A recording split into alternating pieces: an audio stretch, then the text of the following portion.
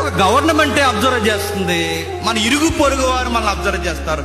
అరే ఈ సొసైటీయే మనల్ని అబ్జర్వ్ చేస్తున్నప్పుడు నిన్ను పుట్టించిన సృష్టికర్త నీలో ఇంటిగ్రిటీ చూడ్డాన్ని, నీ చిత్తశుద్ధి చూడ్డాన్ని నువ్వు ఎందుకు అనుకుంటున్నావు?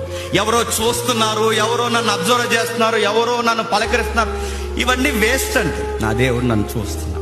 నేను ఎక్కడున్నా చూస్తాడు, ఆ చీకట్లో ఉన్నా చూస్తాడు, ఈ గదిలో ఉన్నా చూస్తాడు, ఈ నలుగురిలో కూర్చున్నప్పుడు చూస్తాడు, నేను ఎక్కడికి పోయినా చూస్తాడు, ఆరు బయట ఉన్నప్పుడు చూస్తాడు, బంజరు భూములు ఉన్నప్పుడు చూస్తాడు, ఒంటరిగా నా గదిలో ఉన్నప్పుడు చూస్తాడు. నా దేవుడు నేను ఎక్కడున్నా చూస్తాడు.